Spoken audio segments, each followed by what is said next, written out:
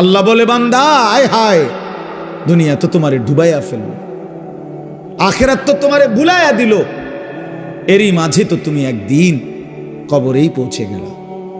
হাত্তা জুরতুমুল মাকাবির, এই দুনিয়ায় ডুবে থাকতে থাকতে এখনো সোফা বানাইয়া শেষ হয়েছে না, তুমি কবরে। এখনো দোতলার ছাদ ঢালাই হয় নাই, তুমি তো কবরে। জিন্দিগির কত স্বপ্ন, কত পরিকল্পনা রাইখেই তো তুমি কবরে চলে গেলা, অথচ দুনিয়াও শেষ করতে পারলা না, আখিরাতও গুছাইতে পারলা না। কি হলো বলেন? একটা লোক বলেন আপনাদের দুনিয়া সাজা গুছাইয়া গেছে কি?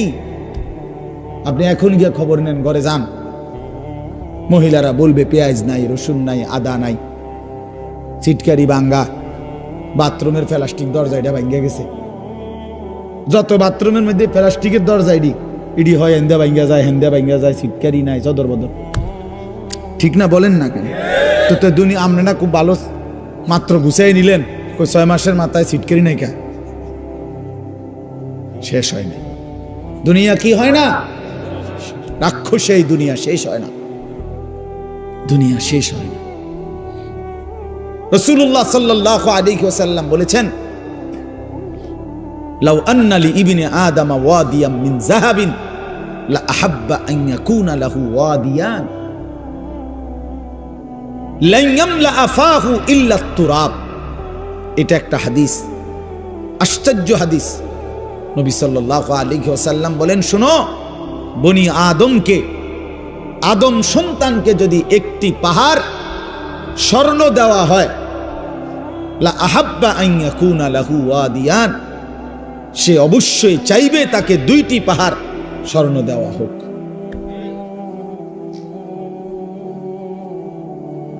লান ইয়ামলা আফাহু ইল্লা তুরাব। এরপরে নবীজি বলেন, কসম উম্মত শোনো, বনি আদমের মুখ ভরবে না ইল্লা তুরাব, কবরের মাটি ঢালা পর্যন্ত। তার ওই মুখে, তার ওই শরীরে যতক্ষণ কবরের মাটি না ফেলবে, ততক্ষণ তার দুনিয়ার চাহিদা কি হবে না। এর চাইতে জ্বলন্ত হাদিস আর কি হইতে পারে? এর চাইতে সুন্দর কথা আর কি হইতে পারে? বলে আরো সুন্দর কথা শুনেন।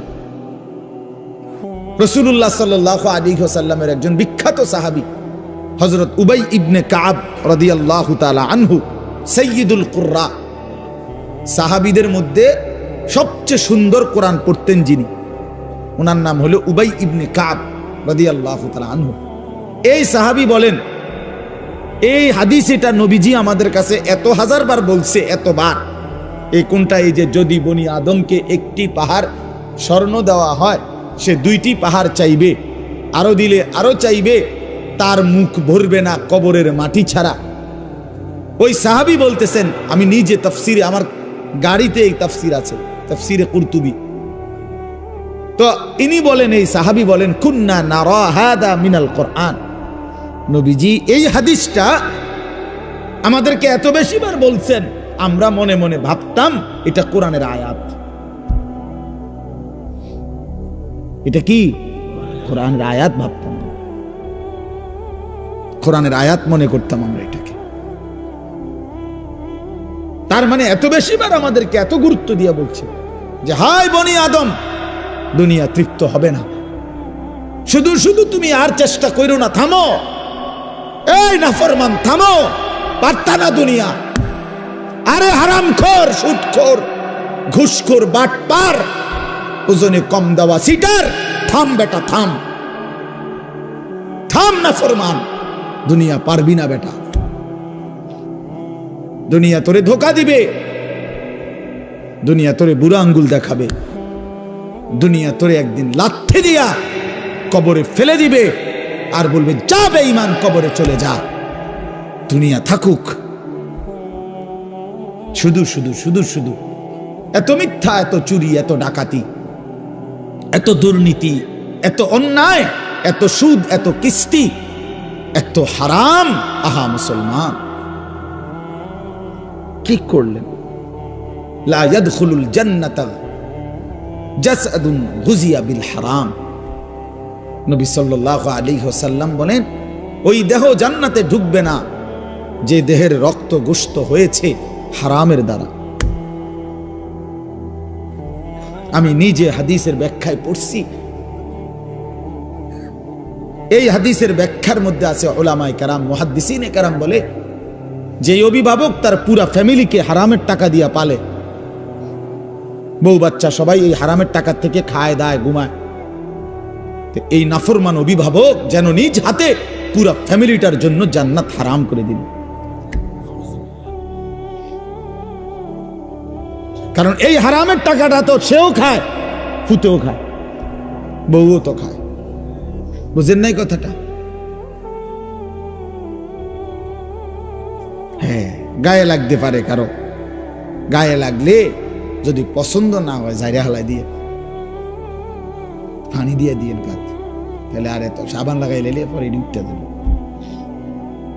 অনেকের আছে আরে মাত্র নেই এতে ইডি কইবে, এতে কত ভালা ভালা হুজুর দেখছি ইডি কইয়া গেছে, আমার লড়াইতে আসছে না, এবার আইসে এবার আমার উল্টাই লেবে বেটা। হ্যাঁ, এতে আরো কত মোটা তাজা হুজুর দেখছি শৈলওয়ালা। ছেলেরা আমার, বাপ আমার, বন্ধু আমার, পর্দার আড়ালের মা বোন আমার, এটা মনে রাখতে হবে, দুনিয়া আমাকে ধোকা দিবে। যুবক, তোমার মোবাইল একদিন তোমারে ধোকা দিবে, এই ফেসবুক একদিন ধোকা দিবে। একদিন দেখবা এটা নাই, একদিন শুনবা এটা নাই, এই ইউটিউব, এই ফেসবুক এগুলো নাই, এই অনলাইন নাই, এটাই হবে।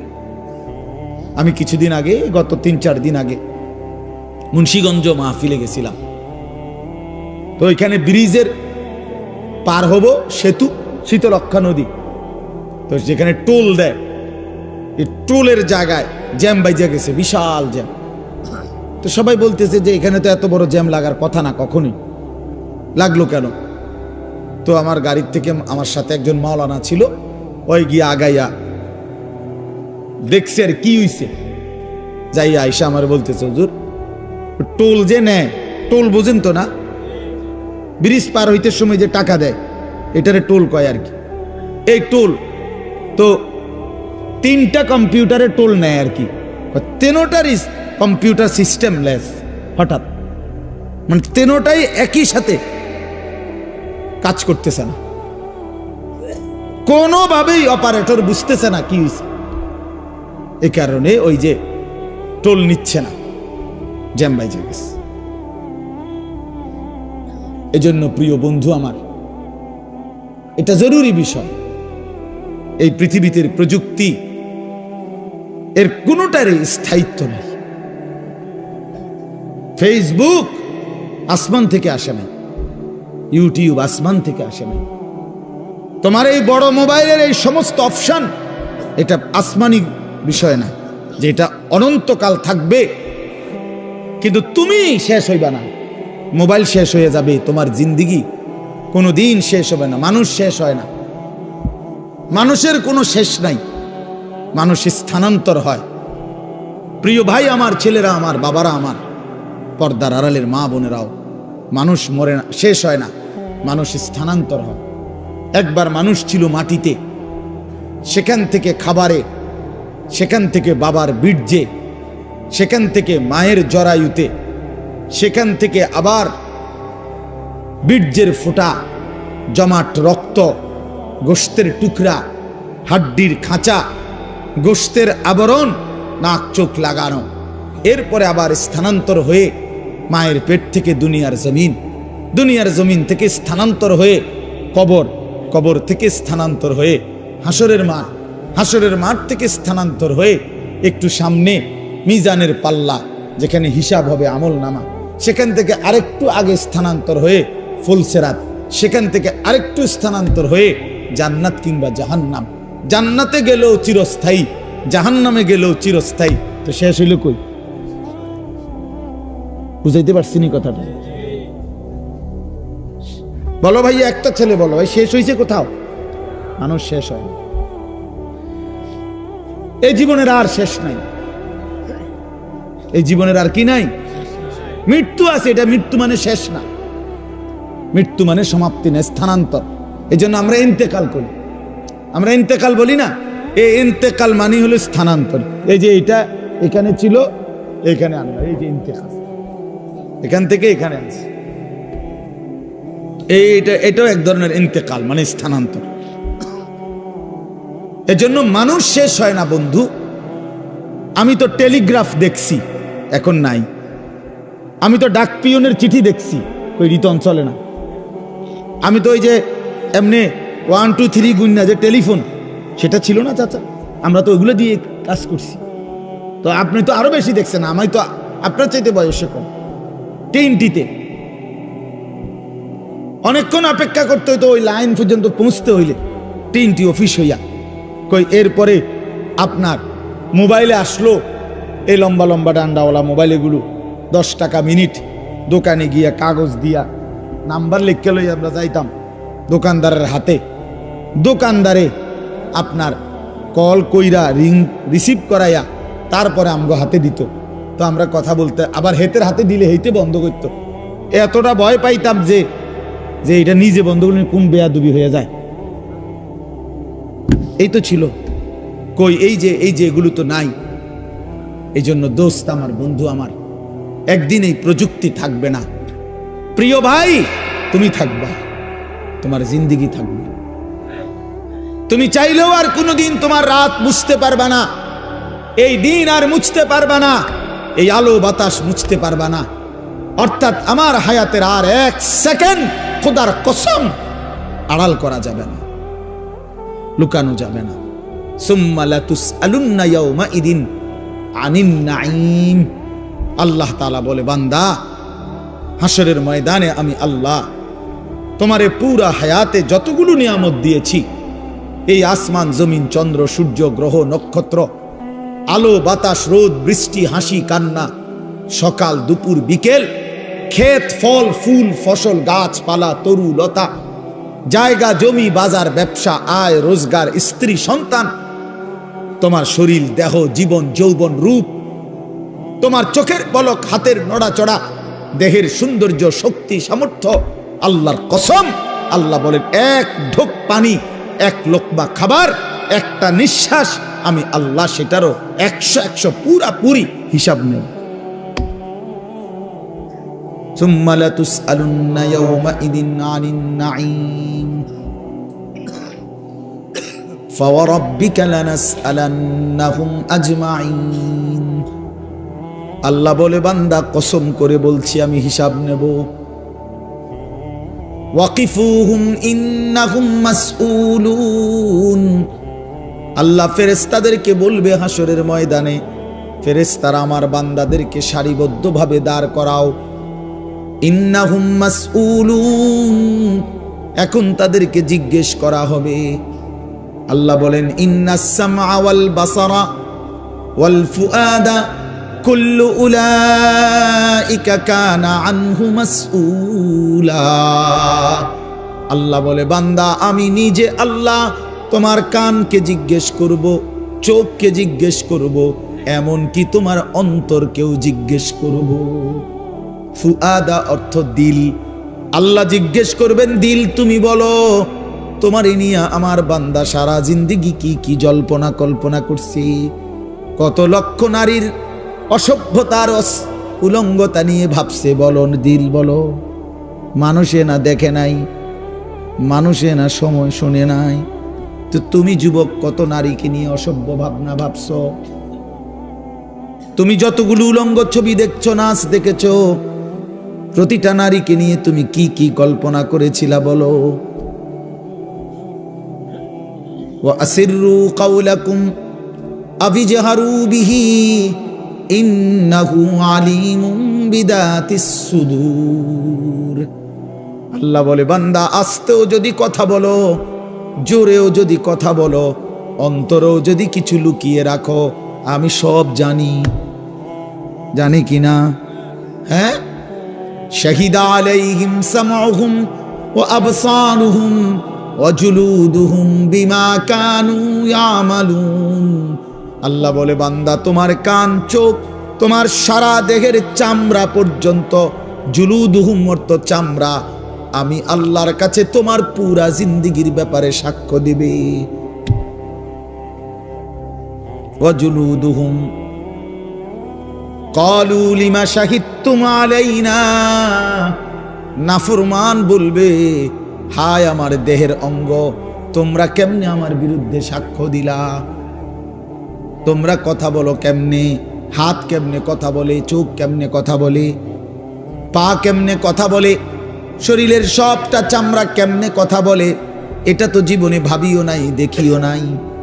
ক্বালু আনতাকানাল্লাহুল্লাযী আনতাকা কুল্লা শাই, সারা দেহ বলবে ভাইয়া, যেই মালিক সকলকে জবান দিয়ে কথা বলার যোগ্যতা দিয়েছেন, সেই মালিকই আমাদেরকে কথা বলার যোগ্যতা দিছে।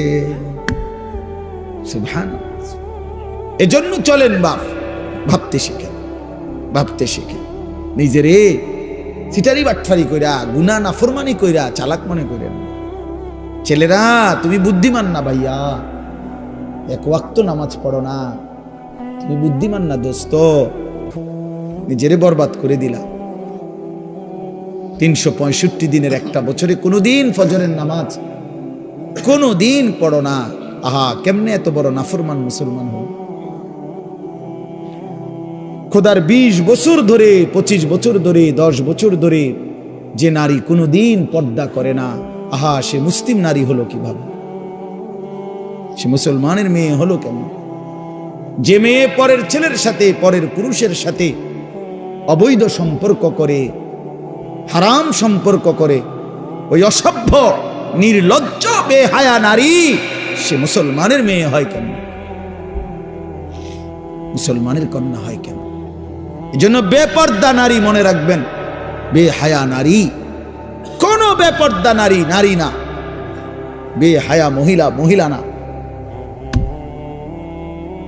তারে মহিলা বলে না, তারে নারী বলে না, সে ভিন্ন কিছু, হয় প্লাস্টিক, নয় রাবার, নয় অন্য কিছু, সে প্লাস্টিক সামগ্রী।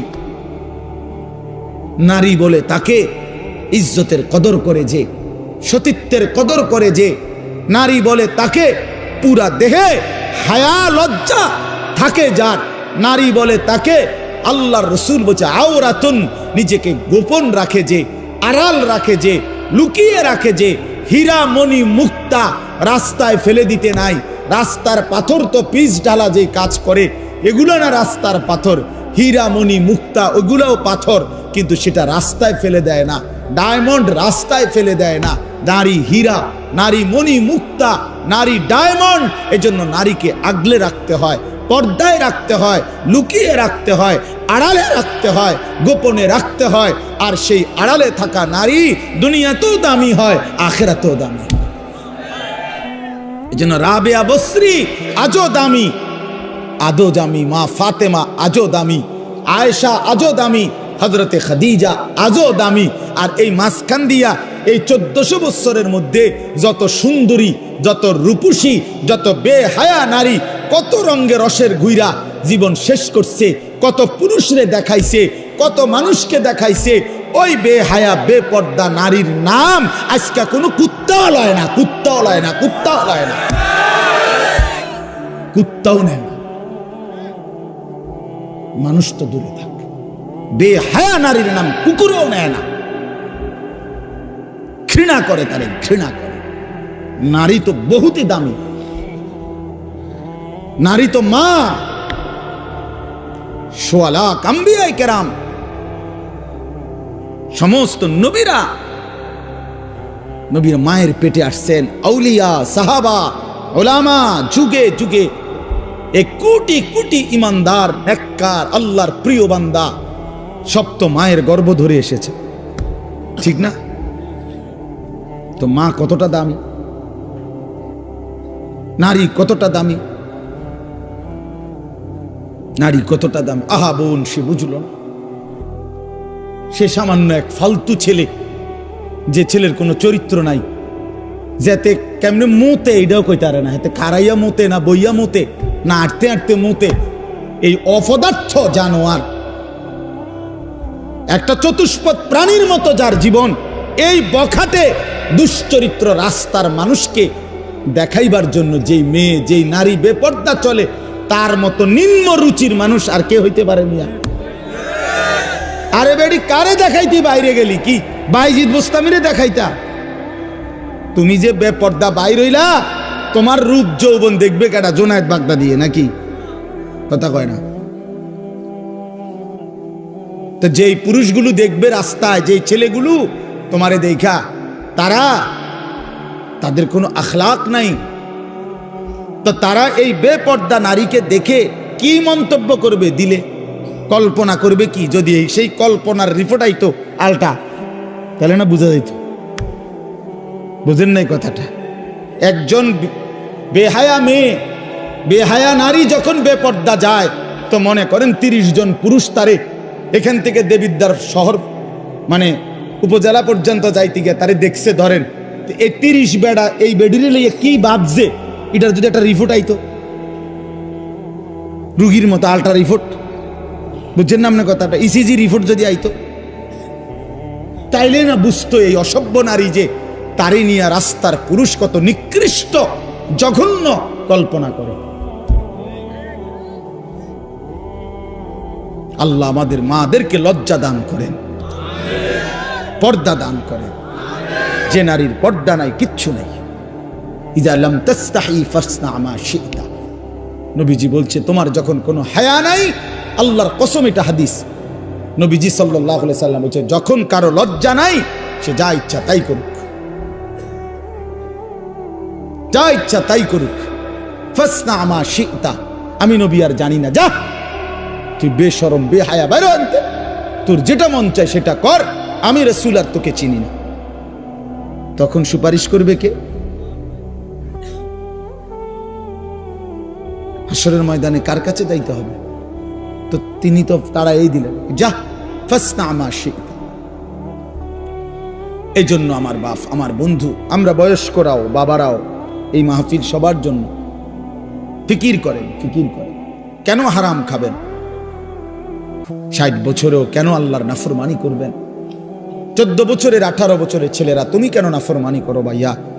আল্লাহ তাআলা তোমার শরীর স্বাস্থ্য পুরাটা বডি সুস্থ রাখছে,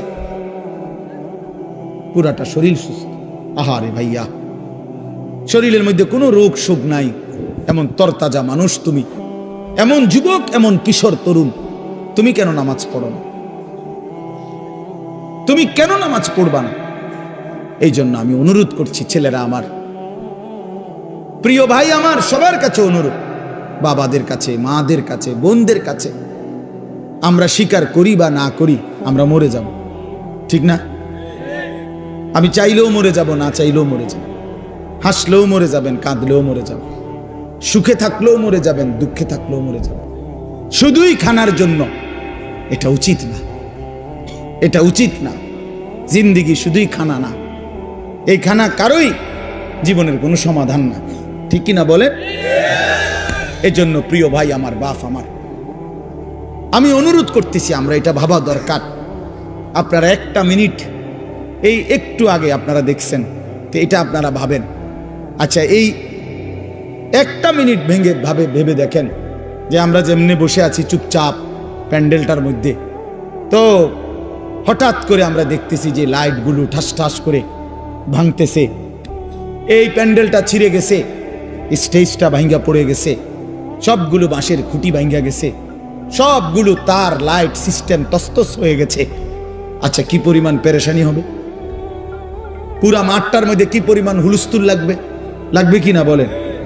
সবাই তখন সিরিয়ালে বাইরে, না সিরিয়ালে, কথা বলেন না কেন? যে যেভাবে পারে, ঠিক না বলেন? তো ঠিক আল্লাহ তাআলা বলে, বান্দা একদিন ইসরাফিল ফু দিবে, এই জমিন কেঁপে উঠবে পুরাটা একসাথে, আর এই সময় বিকট শব্দ হবে, বিকট শব্দ। মনে করেন ওই ডিস্ট্রিক্ট ট্রাকের চাক্কা যদি ব্রাস্ট হয়, দূরের থেকেই বোঝা যায়, মানুষ এটার আওয়াজ বিকট, মানুষ শুনলেই বুঝে ডিস্ট্রিক্টের চাক্কা কি হয়েছে, ফুটতে গেছে, এটা বুঝে মানুষ। ঠিক এই গোটা আসমান, 7 আসমান ভাঙতে শুরু করবে, আওয়াজটা কেমন হবে? কোটি কোটি তারকারাজি খসে খসে পড়বে, আওয়াজটা কেমন হবে? সমস্ত সাগর নদীর পানিগুলো টকবক করে উথরাইতে থাকবে। ফুজ্জিরাত বা ইদাল বিহারু ফুজ্জিরাত কোরআনে আছে। জ্বলন্ত টকবগে আগুনের মধ্যে যেরকম পানি গটগট করে আওয়াজ করে, সব পানি, সাগর নদী পুকুর খাল বিলের পানিগুলো এভাবে উথরাইয়া শূন্যে মিলায় যাবে, শূন্যে মিলায় যাবে। আমার ভাই, ওয়াতাকুনুল জিবালু কাল ইহনিল মানফুস, তুলার মতো পাহাড়গুলো উড়ে যাবে। তো আল্লাহ তাআলা বলেন এই সময় ইয়াউমা ইয়াকুনুন নাসু কাল ফারাশিল মাবসুস, এই কোটি কোটি মানুষ তখন বিক্ষিপ্ত পতঙ্গের মতো, এই যেটা আপনি কইলেন এই মাত্র, যে যেদিকে পারে এদিকে ছুটবে, ঠিক এটাই বিক্ষিপ্ত পতঙ্গ মানে হলো ওই উলু পোকা সাদা সাদা, এগুলো যখন লাইট এবং আগুনের কাছে আসে তখন চারিদিক থেকে উইরা উইরা আসে, যে যেদিক থেকে পারে আসে উইরা উইরা আইসেই এই আলোর মধ্যে আগুনের মধ্যে ঝাঁপ দিয়া দিয়া যে যেখানে পড়ে মরে যায়।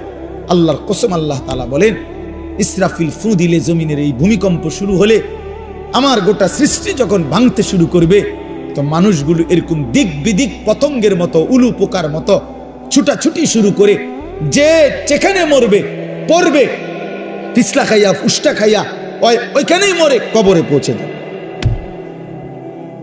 কারণ এই এখন তো আর কেউ কাউকে কবর দিবে না। কবর দিবে কেন? স্বাস্থ্য ভাই হাতে তো দৌড়ে, সেও তো কি করছে, ভাতিজানি কবর দিবে, ভাতিজাও তো দৌড়া, চাচাও তো দৌড়া, সবাই তো দৌড়াচ্ছে। এর নাম কিয়ামত। এটা নিশ্চিত হবে বন্ধু। ইয়াউমা তারাউনাহা তাদহালু কুল্লু মুরদিআতিন আম্মা আরদাআত। আল্লাহ তাআলা বলেন, মা তার বুকের মানিককে দুধ খাওয়াইতেছিল, কোলের বাচ্চাকে, ইসরাফিলের ফু দিলে আল্লাহর কসম সেই মা পাগলের মতো ছুটে, আল্লাহ কোরআনে বলছে মা তার কোলের বাচ্চা ছুঁড়ে ফেলে দিবে। ওয়াতাদাউ কুল্লু যাতি হামলিন হামলাহা, যে মা গত 9 মাস পেটে বাচ্চা ধরছে সেই গর্ভবতী নারী, কিয়ামতের শুরু হলে ইসরাফিল ফু দিলে এই বিকট শব্দে আর জমিনের ভূমিকম্পে, আল্লাহর কসম আল্লাহ কোরআনে বলছে মা এভাবে ছুটবে, গর্ভবতী নারী নিজের বাচ্চা নিজে নিজেই খালাস হয়ে পড়ে যাবে, মহিলা ফিরেও তাকাবে না। ও তারান নাসা সুকারা, লোকেরা সব মাতাল হয়ে যাবে, সব পাগল পাগল হয়ে যাবে। ইয়াকুলুল ইনসানু ইয়াউমাইদিন আইনাল মাফার, সব মানুষ একে অপরকে বলবে, হায় বন্ধু, পালাবো কোথায়, দাঁড়াবো কোথায়, ঠাই কোথায়, আশ্রয় কোথায়? কাল্লা লা ওয়াজার, আল্লাহ বলেন না, যার কোথাও আশ্রয় নেই। আল্লাহ কারো নিরাপত্তা তুলে নিলে আর কোথাও আশ্রয় মিলে না। আল্লাহ কোথাও কি, আমরা না মনে করি অমুকের দয়ায়, অমুকের কৃপায়, অমুক নেতার আশীর্বাদে টিকে আসি। না না, মালিক যখন তুলে নেয় রহম, আল্লাহ যখন নিরাপত্তা তুলে নেয়, তখন গোটা বাংলাদেশ যার তত্ত্বাবধানে থাকে সেও দুপুরের আগে বিকালের আগে ভাগ্যা যায়। কথা বুঝেন নাই? হ্যাঁ, চলো, আল্লাহ তাআলা বলেন এই সব কিছু ধ্বংস হবে, শেষ হবে, কিয়ামত হবে। তো আবার আল্লাহ তাআলা আমাদের সবার জন্য আবার ইসরাফিলকে জীবিত করে দ্বিতীয়বার আল্লাহ আবার বলবেন, ইসরাফিল আবার ফু দাও। ইদা জুলজিলাতিল আরদু জিলজালাহা, এই যে সূরাটা পড়ছি কোরআন শরীফের 99 নম্বর সূরা 30 নম্বর পারা, জিলজাল, এইটার এবার তর্জমা বলি, আমার কথা শেষ। তো প্রথম যখন ইসরাফিল ফু দিবে বললাম সব ভাঙ্গা চুইরা শেষ, মাটির নিচে চলে যাবে। দ্বিতীয়বার আবার আল্লাহ তাআলা একটা নির্দিষ্ট সময় পরে আল্লাহ বলবেন আবার ফু দাও। আবার ফু দিলে ইসরাফিল, জমিনে আবার ভূমিকম্প শুরু হবে। এবার জমিনের তলদেশে ওই আদম আলাইহিস সালাম থেকে নিয়ে এই পর্যন্ত কিয়ামত পর্যন্ত যত কিছু মাটির নিচে, সব মাটির উপরে উঠে আসবে। যত কিছু বুঝেন নাই, মানে শুধু মানুষ না, যত কিছু,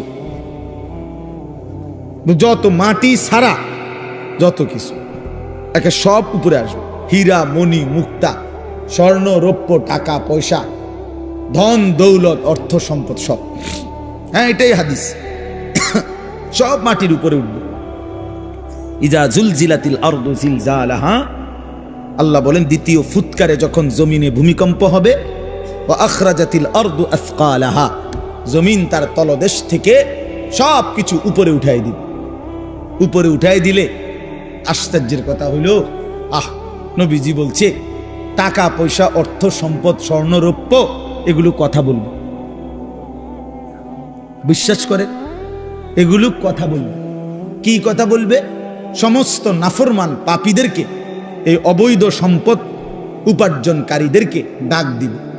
হাদিসে আছে, নবীজি বলছে এই টাকা পয়সা অর্থ সম্পদ মাটির উপরে স্তূপ, স্বর্ণরৌপ্য হাসরের মাঠ, তো এরা ডাকবে, স্বর্ণই ডাক দিবে আর কি, রৌপ্যের খনি ডাক দিবে, এই না সারেক সোর তুই কই এদিকে এদিকে এদিকে, এই ডাকাত এদিকে, সুদখোর হারামখোর কিস্তিখোর এদিকে, তোর বহুত টাকা দরকার ছিল, এখন নে যা লাগবে এখন নে, হারামখোর এখন নে। হ্যাঁ হ্যাঁ হাদিস, এটা আমি জলজ্জন্ত হাদিস, তাফসীর ইবনে কাসির আছে, এভাবে ডাক দিবে। আল্লাহ রাসূল বলছে স্বর্ণরৌপ্য টাকা পয়সা ডাক দিবে, আইনা কাতিউ রিহমিন, হে আত্মীয়তার সম্পর্ক ছিন্নকারী এদিকে, এই বেঈমান এদিকে, আপন চাচার সম্পদ, ভাইয়ের সম্পদ, বোনের সম্পদ, ফুফুর সম্পদ, স্ত্রীর সম্পদ বঞ্চিত করছিলি এই দুনিয়ার জন্য, এখন নে কি পরিমাণ দরকার। এই কোরআন শরীফ আছে, ওয়াকাল আল ইনসানু মা লাহা, লোকেরা তখন বলবে যে হায় এটি এরম করে কা, বুঝেন না, একজন কি বা এটা গীতা এটি কথা কয়, স্বর্ণ রৌপ্য টাকা পয়সা দিয়ে কথা কয়, কি ডাকাডাকি করে, তার মানে কেউ তো আর কিছুই নিবে না, নিবে তুই আর টেহা দিয়া কিনবে, সোরে এখন আর টাকা দিয়ে করবে কি। তো আল্লাহ তাআলা বলেন ওয়াকাল আল ইনসানু মা লাহা, মানুষ বলবে হায় এটা কি হলো, এমন করতেছে কেন। আল্লাহ তাআলা বলবেন ইয়াউমা ইদিন তুহাদ্দিসু আখবারাহা, আল্লাহ বলবে বান্দা আসল খেলাটা তো এখন দেখবা, এতক্ষণ তো দেখছো টাকা পয়সা অর্থ সম্পদ কথা বলছে, এখন তোমার পায়ের নিচের জমিন, তোমার পুরা জিন্দেগির সমস্ত খবর আমি আল্লাহর সাথে কথা বলবো।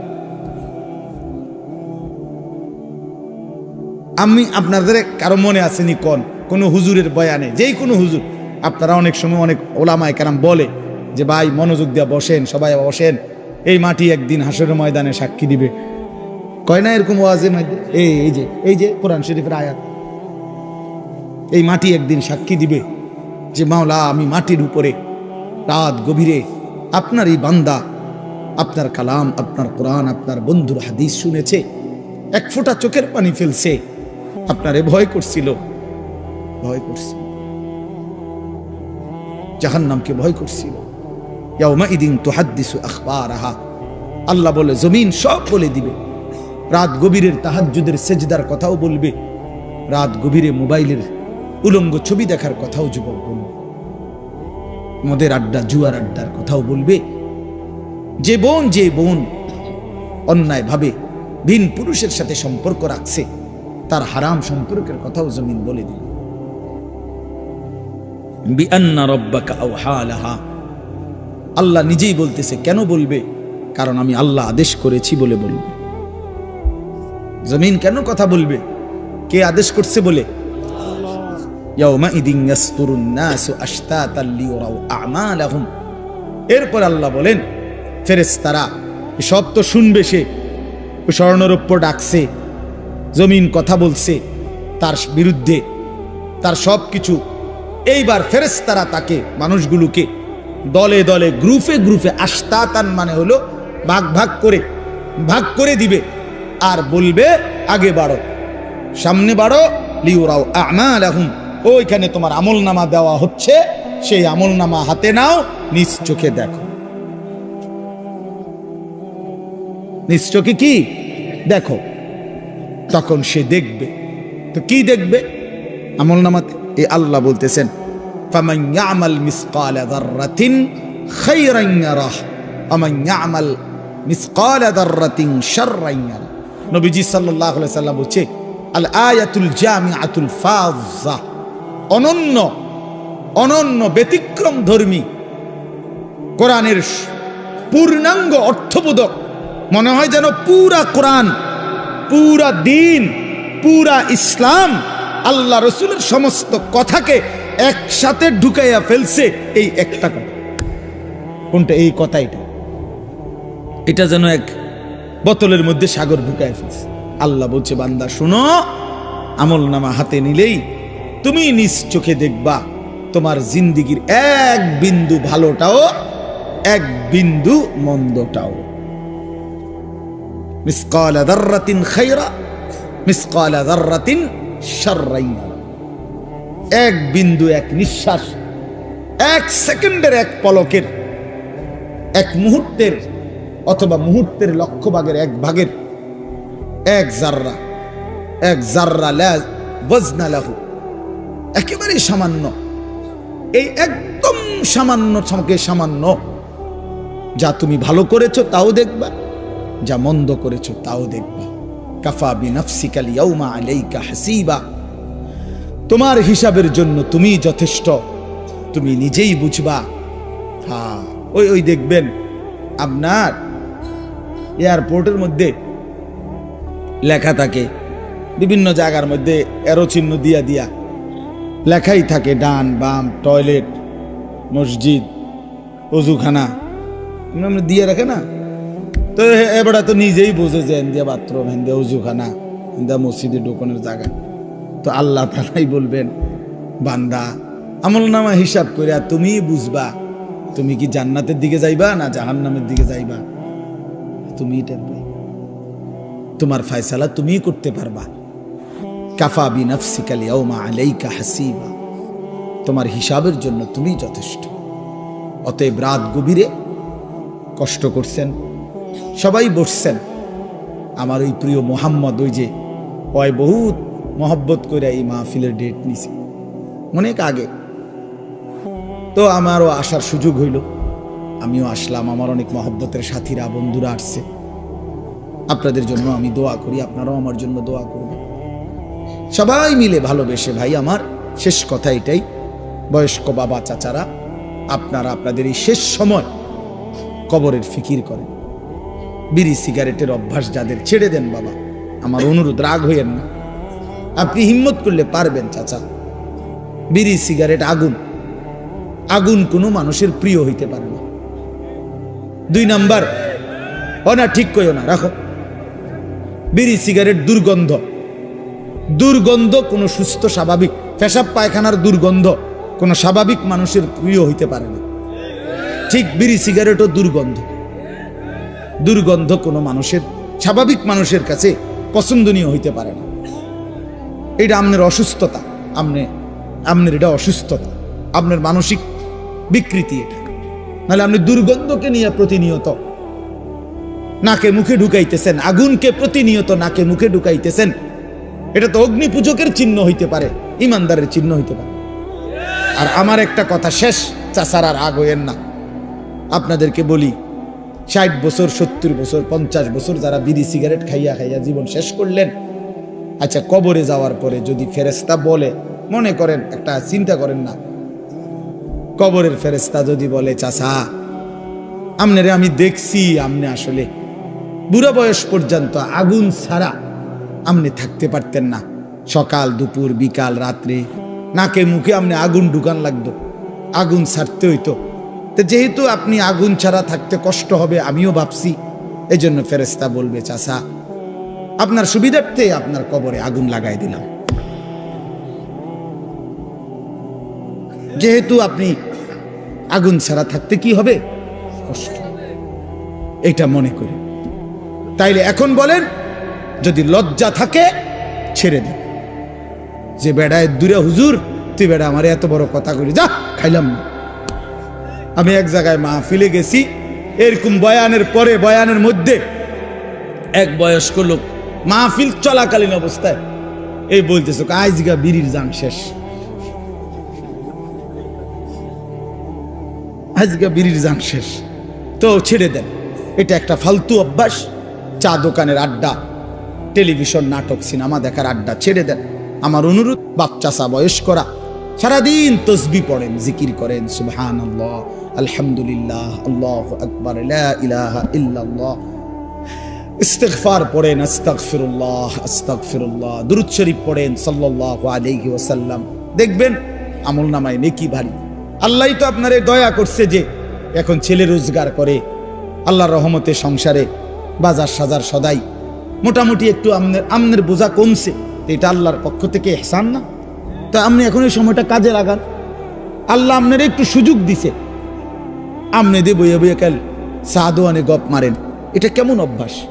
এই জন্য আমি চাচাদেরকে বললাম, যুবক ভাই, তোমাদের জন্য শেষ কথা হলো, নওজোয়ান সাথী আবারও বলছি, ইনশাআল্লাহ তোমরা যদি সঠিক সিদ্ধান্ত এখন নিতে না পারো, মনে রাখো আগামী দিনে ইমানের যুদ্ধে ইসলামের পক্ষে তুমি আগাইতে পারতাম। যদি তুমি চরিত্রহীন হও, নষ্ট হও, নারী, নেশা, মদ, জুয়া, মোবাইলের অশ্লীলতা, বেহায়াপনা, এটাই যদি তোমার জীবন হয়, এজন্য আমি হাত জোর করে অনুরোধ করলাম, তোমরা নওজোয়ান সাথী নামাজ পড়ো। পারবা তুমি হিম্মত করলেই পারবা, ইনশাআল্লাহ তুমি চেষ্টা করলেই পারবা। তুমি যদি সিদ্ধান্ত নাও। এবছর আমার মাহফিল ছিল নভেম্বর মাসে চট্টগ্রাম সন্দ্বীপে, একটা দ্বীপ এলাকা, স্পিডবোট দিয়া বঙ্গোপসাগর পার হইয়া যাইতে হয়। প্রতি বছরই আমি যাই সেখানে। গত বছর 4-5টা ছেলে স্কুল কলেজ পড়ুয়া, ওরা সিদ্ধান্ত নিছিল তাদের এলাকায় তারা ফজরের নামাজের সময় তাদের বন্ধু বান্ধবদেরকে উঠাবে ফজরের জামাতে জন্য। ছেলেগুলো আমার এবার মাহফিল করছে, তারা ফজরবাদ মাহফিল, তাকে মাহফিলে হয়েছে ফজরবাদ, মানে আমি রাতে যে প্যান্ডেলে ওয়াজ করছি ওই প্যান্ডেল তারা আবার হ্যাগোর থেকে কইয়া লইছে ফজরের পরের জন্য, বুঝছিনি? মানে এইটাই হ্যাগো প্যান্ডেল, তবে হ্যাগো মাহফিল হবে কখন? ফজরবাদ। ফজরবাদ তো আমি তো রাত্রে ওইখানে থাকতে হয়, কারণ রাতে স্পিডবোট দিয়ে আসা যায় না, সিস্টেমে থাকতে হয়।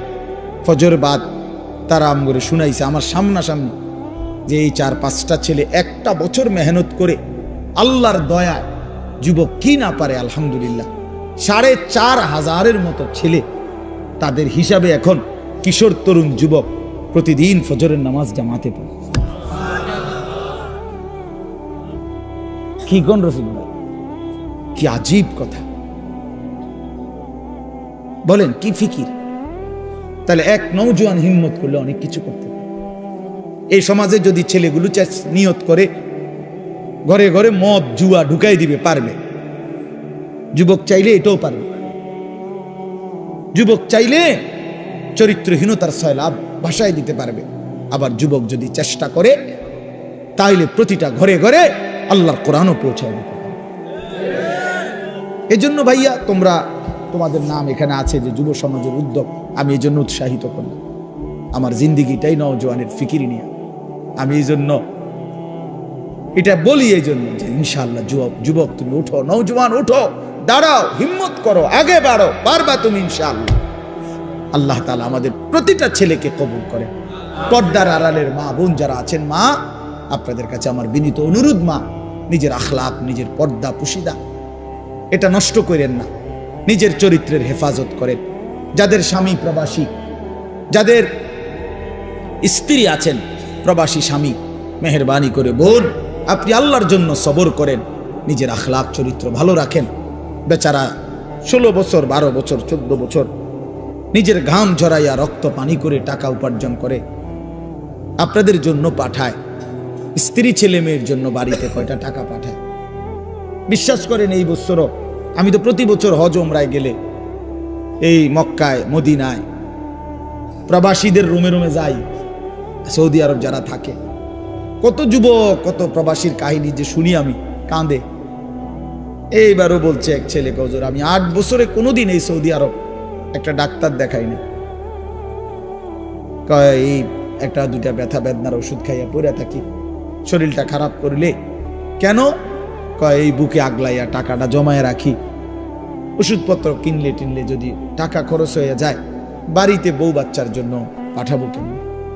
এত কষ্টের টাকা, বিশ্বাস করে প্রবাসীর প্রতিটা টাকার মধ্যে ঘাম যেন ভিজা থাকে, ঘাম ভিজা থাকে। এই কষ্টের টাকা দিয়া ছেলেটা যদি তোমার বাবা পাঠাইবার পর, আমার প্রিয় ভাই, তুমি যদি সারাদিন মোবাইল টিপো, উলঙ্গ ছবি দেখো, নাচ গান দেখো, নর্তকী দেখো, জিনা ব্যভিচারের দৃশ্য দেখো, এটা ইনসাফ হয় না। এত বড় স্বার্থপর, এত বড় বেইনসাফ জালেম তুমি হইও না, একদিন তুমিও কষ্ট পাইবা। নয় এত কষ্টের টাকার পরে যদি স্ত্রী বেপর্দা বেহায়াই হয়, তো এই বেচারার জীবনের প্রাপ্তিটা কি? এই জন্য আমি অনুরোধ করছি বোনদের কাছে, আপনারা আপনাদের স্বামীর পবিত্র আমানত, নিজেরা ইজ্জত আব্রু হেফাজত করবেন। বোন যারা অবিবাহিত মেয়ে, তোমাদের জন্য বোন আমার অনুরোধ হচ্ছে, আল্লাহ তাআলা কোরআন কারীমের মধ্যে স্পষ্ট বলছে, যে কন্যা পবিত্র অচিরেই তার স্বামী মিলবে অপবিত্র, যেই ছেলে পবিত্র অচিরেই তার স্ত্রী মিলবে পবিত্র। আর নাই তো যদি মেয়েটা অপবিত্র খবিস হয়, স্বামী হিসাবে যেটা জুটবে সেটাও খবিস।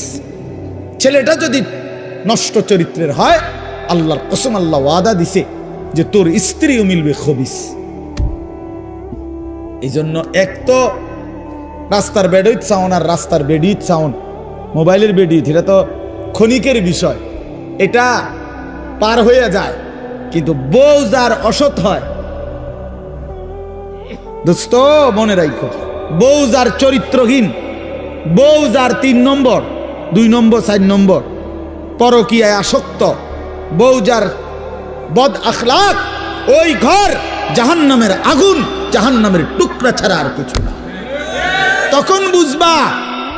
তখন বুঝবা কয় দিনে রাত যায়, 24 ঘন্টায় দিন না 28 ঘন্টায় দিন, তখন বুঝবা। এই জন্য নষ্ট হইও না, আখলাক নষ্ট করো না। আল্লাহ হেফাজত করেন, আল্লাহ সবাইকে কবুল করেন। এই মাহফিলকে আল্লাহ তাআলা ভরপুর বরকত দান করেন। আপনারা খুব দান করছেন, মাশাআল্লাহ। আপনাদের সমস্ত দানে আগামী বছরের জন্য যারা নিয়ত করছেন, আল্লাহ আপনাদের সবাইকে কবুল করে নেন, উত্তম বিনিময় দান করেন, হায়াতে তৈয়বা দান করেন। আলহামদুলিল্লাহি রাব্বিল আলামিন।